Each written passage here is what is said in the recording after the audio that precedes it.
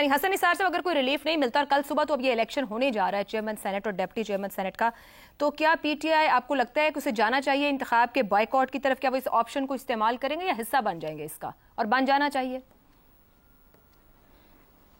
میں stick to your question. یہ جو آپ نے زبانی پوچھا ہے وہ نہیں جو میرے سامنے ہے. ٹھیک. میں آپ کے اس $1 ملین بلکہ $1 ٹریلین سوال کے جواب کا پابند ہوں. جی.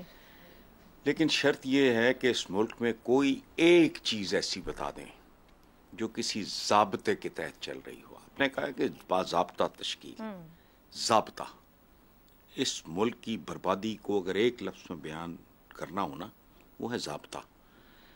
ٹریفک سے لے کے ٹیررزم تک، بڑھتی آبادی سے لے کے بربادی تک، جمہوریت سے لے کے آمریت تک، کوئی ایک شعبہ مجھے بتائیں جہاں کوئی ضابطہ پریکٹس ہوتا ہو.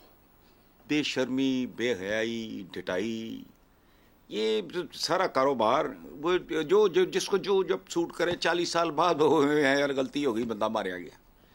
The most talented, the most popular political leader was hanged by غلطی ہو گئی. چبلوں والا کھاتا ہے. اچھا، ایک ایکسپریشن ہے عام سا، میڈنس ود میتھڈ. انفارچونیٹلی ہمارا ملک ٹوٹل میڈنس پہ چل رہا ہے، ومز پہ چل رہا ہے.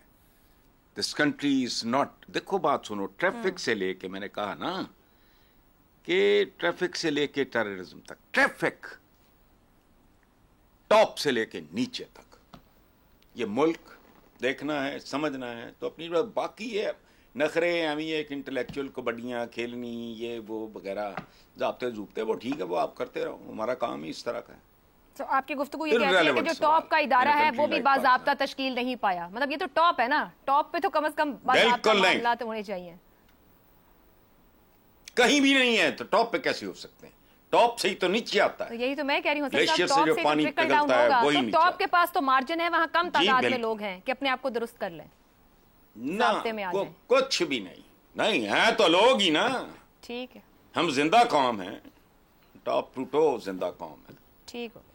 شہزاد صاحب، کل ہونے والے انتخاب سے پہلے مارچ 2021 کے چیئرمین سینٹ کے انتخاب کی بات کر لیتے ہیں. وہاں 8 ووٹ مسترد ہوئے تھے اور سنجرانی صاحب 48 ووٹ کے ساتھ چیئرمین سینٹ بنے تھے، جبکہ گیلانی صاحب نے 42 ووٹ لیے تھے. اب بے شک کے پی کے 11 ووٹ اس کے اندر نہیں آ رہے کیونکہ وہاں پر الیکشن ہی نہیں ہوا. کیا کے پی، مگر گیلانی صاحب کے نمبر پورے ہیں، مطلب ان کے پاس سیٹ نمبر نظر آ رہا ہے کہ وہ لے جائیں گے.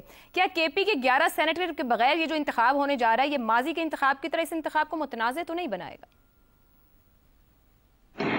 اچھا عائشہ، ایک تو حسن صاحب کے کمنٹ کے بعد فرینکلی اسپیکنگ کوئی گنجائش تو نہیں رہ جاتی کہ اس کو آگے ڈسکس کیا جائے، کیونکہ بے ضابطگیوں کا جو ذکر کیا انہوں نے ہر جگہ ہی یہ سلسلہ ہے.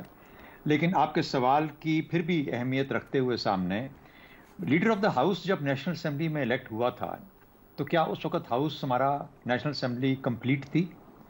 اور اگر نہیں تھی اور جو منیمم ریکوائرڈ نمبر ہے وہ لیڈر آف دا ہاؤس کے اویلیبل تھا، تو وہ لیڈر آف دا ہاؤس ہو گیا، کیونکہ کار سرکار چلنا ہے، وزیر اعظم کا انتخاب ہونا ہے اور اس کو اپنی کیبنٹ بنانی ہے.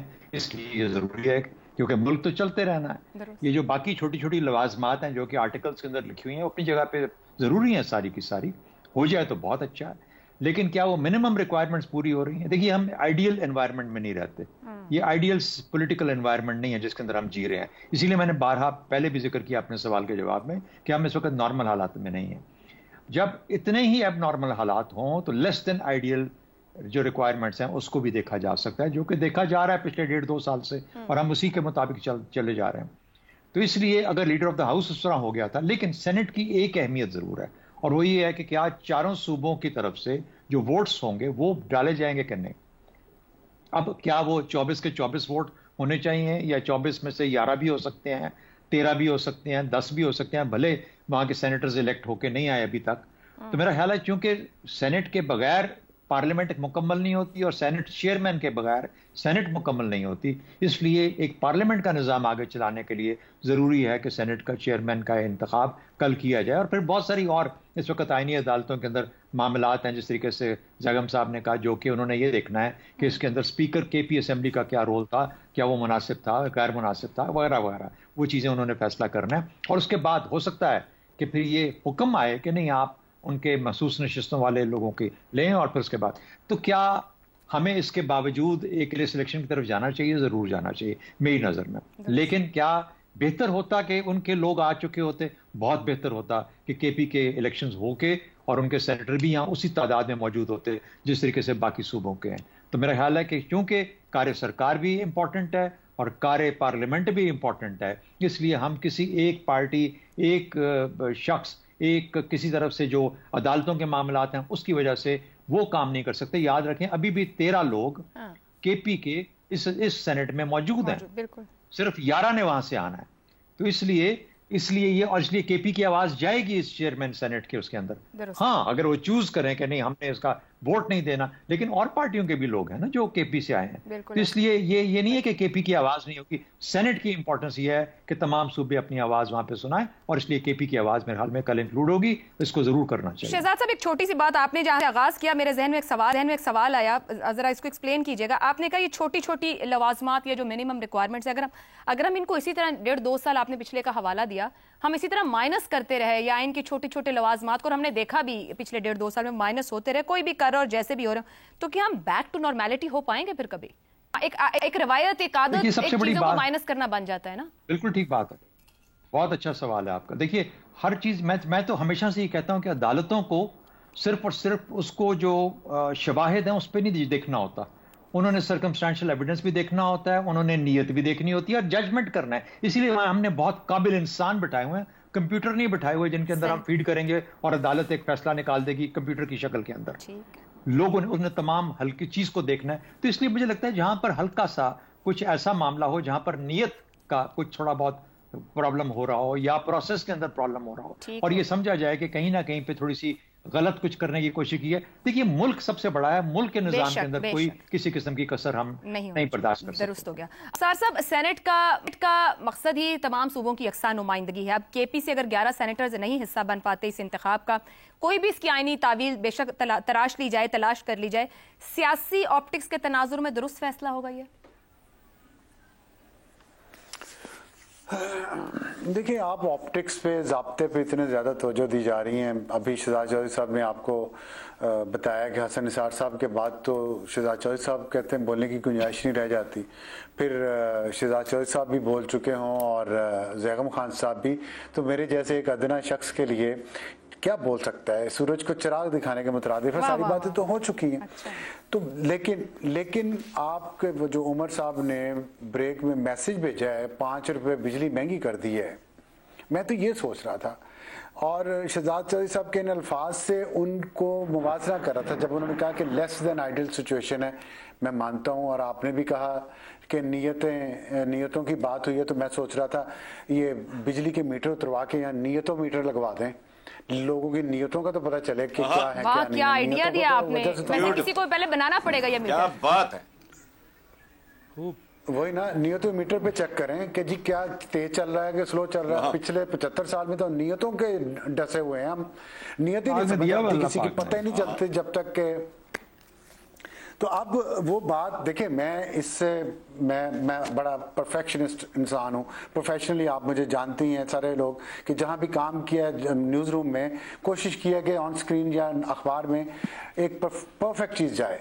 لیکن پچھلے کئی سالوں سے یہ لیس دین آئیڈیل سچویشن اس لیے ایکسیپٹ کر رہے ہیں میرے جیسے بہت سارے لوگ کہ شاید کوئی بہتری آ جائے.